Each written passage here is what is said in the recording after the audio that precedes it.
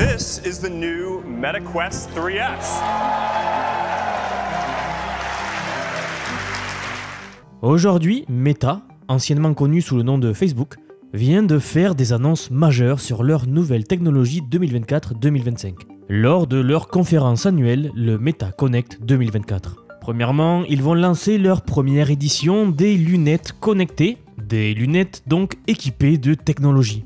Elles sont vraiment sympas, vous allez voir la technologie à l'intérieur. Pour les premières versions, ils avaient consacré beaucoup d'énergie à concevoir des lunettes pour essentiellement cacher la technologie derrière. Tout cela pour les faire ressembler à des lunettes normales et stylées. Mais maintenant, les gens commencent à apprécier ce qui les rend vraiment spéciales, c'est-à-dire la technologie.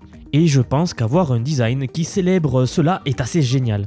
Voici donc le premier prototype entièrement fonctionnel, et si je puis me permettre, les lunettes les plus avancées que le monde n'ait jamais vues. Et non, ce n'est pas un casque de réalité virtuelle, elles pèsent moins de 100 grammes.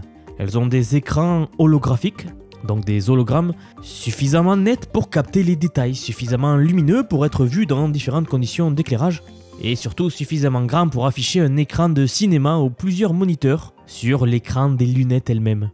Donc que vous soyez dans un café ou dans un avion ou n'importe où, vous allez être capable de voir des écrans sur vos simples lunettes. Mais je le répète, ce n'est pas un casque de réalité virtuelle, c'est-à-dire que malgré vos écrans sur les lunettes, vous verrez quand même ce qu'il se passe autour de vous. Si quelqu'un est en face de vous, vous le verrez. C'est la technologie des hologrammes qui commence vraiment. Et c'est une toute nouvelle sorte d'architecture d'affichage que l'équipe Meta a développée pour concevoir ces lunettes. En fait, il y a de minuscules projecteurs dans les branches des lunettes qui projettent de la lumière dans des guides d'ondes, qui eux ont des structures 3D à l'échelle nanométrique, gravées dans les lentilles elles-mêmes. Et tout cela afin qu'ils puissent diffracter la lumière et placer donc des hologrammes à différentes profondeurs et tailles dans le monde devant vous. Et la batterie est également dans les branches des lunettes. Honnêtement, pour avoir étudié l'holographie et connaître la complexité sans nom de ce domaine-là, sachez qu'ici c'est une quantité absolument incroyable de technologie qui a dû être miniaturisée et qui a donc dû être intégrée dans une simple paire de lunettes. Et bien sûr, ce qui est encore plus impressionnant, elles vont faire la voix et l'intelligence artificielle. Elles vont faire le suivi des mains, donc elles vont détecter vos mains et vous pourrez contrôler les fenêtres avec vos mains. Et elles vont faire également le suivi des yeux pour que vous puissiez sélectionner des éléments de l'interface utilisateur juste en les regardant. Alors contrôler les lunettes par la voix, c'est génial, mais le fait est que parfois vous êtes en public et vous ne voulez pas dire à haute voix ce que vous essayez de faire avec votre ordinateur. Le suivi des mains est également intéressant pour contrôler différentes interfaces, mais encore une fois, vous ne voulez pas marcher dans la rue en faisant des gestes bizarres, n'est-ce pas?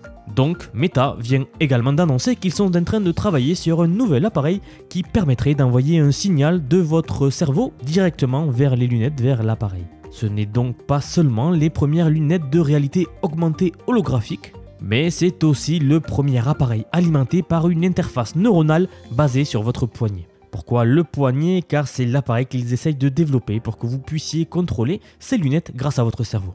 Alors Mark, le patron de Meta, indique qu'ils ont encore quelques éléments à affiner et il dit qu'ils vont continuer à travailler dessus juste un petit peu avant de le lancer comme un produit grand public. Ils continueront donc à affiner le système d'affichage pour les rendre plus nets. Et également, ils poursuivront leur travail sur le design pour les rendre plus petits et un peu plus tendance. Mais bon, honnêtement, celles qu'ils viennent de nous présenter ne sont pas non plus à jeter à la poubelle, elles sont géniales en fait je trouve. Et ce qui est bien, c'est qu'ils ont une vision tout à fait claire de toutes les prochaines améliorations qu'ils vont faire. Ce système-là, ces lunettes-là, s'appelle Orion. Et ils vont donc utiliser Orion comme kit de développement, principalement en interne pour l'instant, et ainsi développer le logiciel dont ils ont besoin.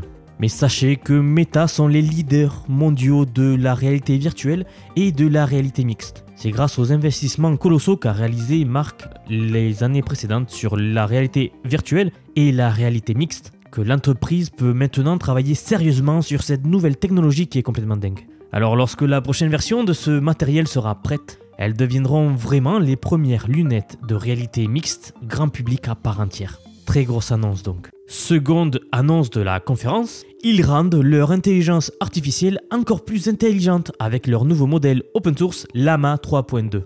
Désormais, Meta AI, la branche intelligence artificielle de Meta, anciennement Facebook donc, peut comprendre de manière native les images ainsi que le texte, un peu comme le fait ChatGPT en ce moment. Et ils utilisent cette nouvelle capacité pour créer des fonctionnalités qu'ils n'ont vues nulle part ailleurs, ce qui est assez intéressant et innovateur. Des outils créatifs permettent de télécharger n'importe quelle photo et de l'éditer précisément avec un langage naturel dans Meta AI à travers leurs différentes applications. Et l'entreprise pense que la voix sera une façon beaucoup plus naturelle d'interagir avec l'IA que le texte. Et probablement, elle a le potentiel de devenir la façon principale et la façon la plus fréquente dont nous allons interagir avec les intelligences artificielles. C'est tout simplement beaucoup mieux. Donc en fait, pour le dire très simplement, imaginez un logiciel auquel vous allez donner une photo et vous allez parler avec votre voix pour lui dire ce que vous voulez modifier dessus et il le fera en fonction. Vous voyez, c'est assez intuitif. Autre point, désormais, il sera également possible d'avoir des conversations vocales naturelles avec Meta AI à travers toutes les grandes applications de la marque, à savoir Instagram, WhatsApp, Messenger et Facebook. Mark s'est même tenté de faire une démo en direct malgré le risque.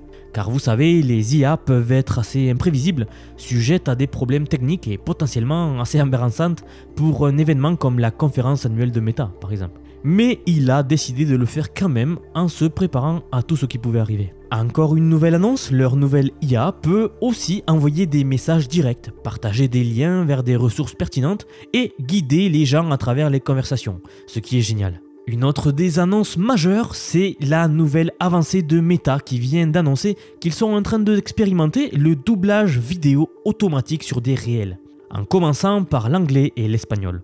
En tant que créateur, cela permettra d'atteindre beaucoup plus de personnes à travers le monde, quelle que soit la langue qu'ils parlent. En fait, on va prendre une vidéo, l'IA va traduire la vidéo dans une autre langue avec la voix du créateur authentique, et il pourra ainsi parler d'autres langues. Pour que cela soit cohérent, il y aura également une synchronisation des lèvres automatiques, de sorte qu'il semble réellement qu'il parle l'autre langue. Regardez l'exemple suivant qu'ils nous ont montré lors de la conférence. Mi lengua materna es el español, pero fíjate, ahora también puedo hablar inglés a través del doblaje automático de IA. My native language is Spanish, but check it out, now I can also speak English through AI automatic dubbing. Voilà, et si vous vous rappelez de la première annonce de la vidéo, Mark estime que les lunettes sont en quelque sorte le facteur de forme parfait pour l'IA, permettant à un assistant IA de voir ce que l'utilisateur voit, d'entendre ce qu'il entend et aussi d'être capable de communiquer avec lui en privé pour l'aider dans tout ce qu'il fait au long de la journée. Et pour prouver ce point, ils nous ont montré une démo impressionnante en direct où on voit une conversation avec Brandon Moreno, ancien champion du monde d'UFC, où il parle espagnol et Mark lui répond en anglais. Ils invitent donc Brandon à venir et à leur montrer cela. Je vous laisse voir le passage suivant. Hey, ¿cómo estás? ¿Cómo está tu rodilla? ¿Has vuelto a entrenar? Hey, how are you? How is your knee back training? Doing well. Knee is doing well. It feels strong. I'm ramping up training. How are you doing? Are you getting ready for your next fight? Haciendo bien. La rodilla está haciendo bien y sentirse fuerte. Et pour finir, la dernière annonce majeure de Meta lors de la conférence annuelle. Mark nous présente ici le nouveau Meta Quest 3S avec une réalité mixte de haute qualité pour seulement 300 €. Et avant de commencer, je tiens à dire que je ne suis pas du tout sponsorisé par Meta. Je vous présente la technologie telle qu'elle a été annoncée par Mark lui-même lors de la conférence annuelle de Meta. Lorsqu'ils ont créé le Quest 3, ils ont offert la première expérience de réalité mixte grand public de haute qualité, permettant donc aux utilisateurs de voir le monde qui les entoure, de tendre la main et de toucher des objets virtuels, des objets numériques, comme s'ils étaient vraiment réels devant eux. Et si vous avez déjà eu l'occasion de tester cela sur un casque de réalité virtuelle Quest 3, c'est assez impressionnant. Surtout avec les progrès qu'ils ont réalisés au niveau des écrans et de la résolution. Pour moi, le Quest 3 est le meilleur appareil de réalité mixte disponible aujourd'hui. Et c'est dans cette continuité-là que le Quest 3S, possédant les mêmes caractéristiques que le Quest 3, vient faire irruption cette année. Propulsée par le même processeur, elle offre donc une vision claire, un suivi des mains naturel et des contrôleurs améliorés. Et bien sûr, les utilisateurs bénéficieront de toute la gamme d'expériences des casques précédents, en passant des jeux, des réseaux sociaux, des applications de fitness, ou alors des visionnages vidéo et même les outils de productivité. Le Quest 3S s'inscrit ici dans un grand principe de Meta qui est de démocratiser la réalité virtuelle. Et Toutes les images que vous voyez, ce qui est présenté lors de la conférence, a été diffusé en direct depuis un casque Quest 3S. C'est donc tout ce qu'ils voient à travers le casque. La première chose à noter, c'est qu'ils ont massivement étendu la qualité et le volume du contenu. Désormais, il est possible d'utiliser toutes les applications 2D que vous pourriez trouver sur vos portables, mais également les applications de PC. Vous pouvez connecter votre PC au casque et participer à des expériences vraiment conçues pour la réalité virtuelle. Le tout en un seul appareil. Ce qui est génial, c'est que les utilisateurs peuvent ouvrir des écrans, les placer n'importe où autour d'eux et avoir autant qu'ils le souhaitent. Plus besoin de s'acheter des écrans 28 pouces, 29 pouces et essayer de les caser chez soi. Ici, vous pouvez même en avoir 10 autour de vous si vous le souhaitez. Marque annonce également de toutes nouvelles expériences Instagram et Facebook permettant d'apporter leur fil d'actualité et aussi les réels dans tous leurs casques de réalité virtuelle. A priori, l'interface a été repensée et elle est maintenant vraiment agréable pour se détendre et profiter de leur contenu sur de beaux écrans, histoire d'accrocher encore plus les gens et qu'ils passent encore plus de temps sur leur application. De plus, ils ont collaboré avec Microsoft pour améliorer la fonctionnalité de bureau à distance. Il sera beaucoup plus facile de se connecter à n'importe quel PC Windows 11 en regardant simplement le clavier, qui commencera alors à se jumeler et vous verrez l'écran du PC dans votre casque. Ainsi, si quelqu'un souhaite travailler sur un énorme écran virtuel, ou plusieurs écrans virtuels comme je vous le disais, le Quest 3S sera l'extension naturelle du PC. Et pour finir leurs annonces, Mark nous annonce les espaces photoréalistes Metaverse, appelés Hyperscape. Le fonctionnement est le suivant, on peut utiliser son téléphone pour scanner une pièce, votre pièce, et la recréer en 3D, en environnement virtuel ultra réaliste, où vous pourrez entrer dans la pièce ensuite. Les gens pourront se les partager, etc. Une application directe qui me vient en tête très rapidement, ce serait pour les agents immobiliers par exemple. Imaginez scanner les appartements ou les maisons que vous voulez vendre avec une fidélité inouïe. Imaginez maintenant que tout le monde ait des casques chez soi. Vous allez complètement démultiplier le marché de l'immobilier. C'est donc une piste très intéressante à creuser, honnêtement. Alors il y a aussi d'autres jeux et beaucoup d'autres expériences qui sont à venir. Mais les annonces de Meta s'arrêtent ici. Vous voyez que Meta mise tout sur la réalité virtuelle et l'intelligence artificielle cette année. C'est la nouvelle course à l'Eldorado de notre époque. C'est-à-dire que la première entreprise qui va vraiment mettre la main sur une intelligence artificielle digne de ce nom pourra potentiellement dominer le monde. Une conférence donc très intéressante cette année. Et si vous voulez approfondir les sujets de la technologie, je vous invite à regarder cette vidéo qui va beaucoup vous plaire.